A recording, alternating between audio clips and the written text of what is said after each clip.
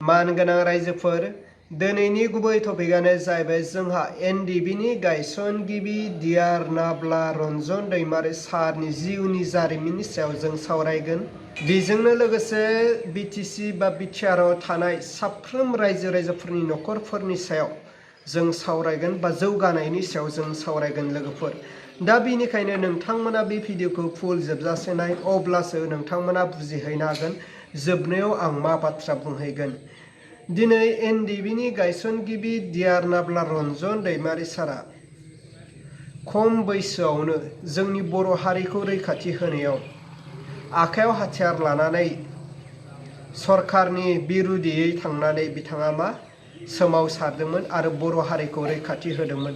बेजोंनो लोगोसे गोबां एनडिबि केडारफ्रा रन्जन दैमारी सारखौहाय मदद खालामनायजों लोगोसे बिथांमोनाबो आखायाव हाथियार लानानै जोंनि बर' हारिखौ रैखाथि होबोदोंमोन गुबुन हारिनि आखाइनिफ्राय बा गुबुन हारिनि जे गादबनाय बैसोर बायदि गादबग्रा सुबुंफोरनिफ्राय जोंनि बर' हारिखौ एनडिबिनि दैदेनगिरि रन्जन दैमारी सारजों लोगोसे साफ्रोम एनडिबिफ्रा जोंनि न'खरफ्राव थानाय रायजो राजाफोरखौ हेफाजाब होबोदोंमोन आरो रैखाथि होबोदोंमोन। नाथाय दुखुनि बाथ्राया बेसो रायजोफोर, दिनै रन्जन दैमारी सारा खम बैसोआवनो बिथाङा जोंनि हारिनि थाखाय हाग्रायाव थानानै आखायाव हाथियार लानानै गांनाय उखैनायखौ दोनथ'नानै जोंनि हारिखौ रैखाथि होनायाव बिथाङा गोबां खामानि मावनायजों लोगोसे फिन आरो जोबनायाव आदा बैसो थांनाय बा बेबायदि बैसो थांसेयावबो दिनैहाय जोबथेसालिनि आलासि जाहैनाङोब्ला बे जोंनि बर' हारिनिनो बेसेबांबा दुखुनांथाव नङा होनब्ला रायजोफोर। दिनै रन्जन दैमारी सारा खम बैसोआवनो जोंनि हारिखौ रैखाथि होबोनानै आरो बेबायदि बैसो थांसेयावबो आरो बेबायदि बैसो जाबोनायावबो दिनै जोबथेसालिनि आलासि जाहैनाङोब्ला बा जोबथेसालिनि ओंखाम जाहैबावनाङोब्ला बिनिफ्राय आरो मा दुखु थाबावनो जोंनि बर' हारियाव। स' बिनिखायनो हाग्रामा महिलारी सारखौहाय जों खावलायदों, जों साफ्रोम रायजो राजाफ्रा खावलायदों जे नोंथांनि सरकार थानायावनो रन्जन दैमारी सारखौ उदां खालामनायजों लोगोसे जायखिनि एनडिबिफ्रा दासिमहालागै जोबथेसालियाव जोबजानानै दं जे बिथांमोनखौ जोबथेसालिनिफ्राय उदां खालामनानै होगोन। जों सानदोंमोन रायजो राजाफ्रा थांनाय बिटिआर गोरोबथानि गेजेरजोंनो रन्जन दैमारी सारा उदां जानायजों लोगोसे साफ्रोम एनडिबिफोरनि केसआ जोबनानै थांगोन। नाथाय दुखुनि बाथ्रा, बिटिआर गोरोबथानि गेजेरजोंबो प्रमद बर' सारा रन्जन दैमारीनि केसखौ फोजोबनो हायासै, लोगोसे एनडिबिफोरनि जेंनाखौ फोजोबनो हायासै नङा होनब्ला रायजोफोर। दा बेनि बेलायावनो नोंथांमोना मा सानो?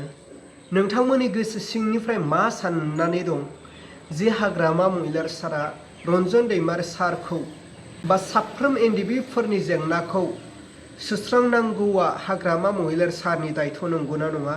स' नोंथांमोनानो एसे नायबिजिरदो। मानोना बिटिआर गोरोबथायानो सान्थिनि गोरोबथामोन आरो बे सान्थिनि गोरोबथाखौ लानानैनो रन्जन दैमारी साराबो सागान होदोंमोन बा सुक्तियाव बिथाङाबो सहि होदोंमोन। दा दुखुनि बाथ्रा, बिथाङा जोबथेसालिनिफ्राय उदां जायासै। रायजो राजाफ्रानो जों सानदोंमोन जे सुक्तिनि गेजेरजों रन्जन दैमारी सारा उदां जागोन, गासै एनडिबिफोरनि केसआ जेंनाफ्रा सुस्रांजागोन। नाथाय गोरोबथानि गेजेरजोंबो माखासे फाव फान्दायनायफोरजों दिनै रन्जन दैमारी सारा दासिमबो जोबथेसालियाव आलासि जाहैनांदों बा जोबथेसालियाव दोनजाहैदों। बिनिख्रुइ आरो मा देरसिन दुखु थाबावनो नङा होनब्ला जोंनि बर' हारियाव। दा आसा खालामदों जों साफ्रोम रायजो राजाफ्रानो जे हाग्रामा महिलारी सारनि दैदेननाय बिपिएफ सरकारनि गेजेरजोंनो रन्जन दैमारीनि केसआ जोबनानै जे उदां जायो आरो गावनि न'खराव थाफैनो हायो। बेजोंनो लोगोसे एनडिबिफोरनि जेंनाया सुस्रांजायो। लोगोसे बेखार लाइमोन सेंग्रा सिख्लाफोरनि जे नांगौनि थाखाय साननो हायो हाग्रामा महिलारी सारा। लोगोसे साफ्रोम बर' हारिजों लोगोसे ओनसोलाव थानाय रायजो राजाफोरनि जौगानायनि खामानि मावनो हायो जे हाग्रामा महिलारी सारा। जों बेखौ आनान गसाइनियाव आर'ज गाबो।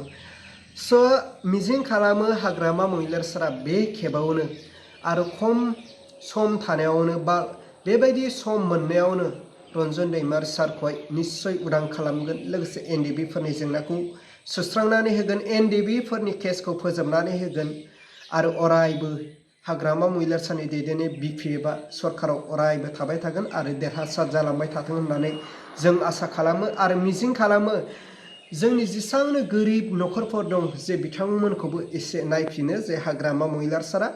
अब्ला रायजोफोर नोंथांमोना बे भिडिअनि गेजेरजों मा बुजिनो मोनखो? थारैनो हाग्रामा महिलारी सारा रन्जन दैमारी सारखौहाय उदां खालामनांगौनि दायथ'आ बिथांनि नंगौना नङा? नोंथांमोना बेनि बेलायाव कमेन्टनि गेजेरजों फोरमायहर। अब्ला रायजोफोर दिनैनि भिडिअखौ आङो बेखिनियावनो फोजोबबाय।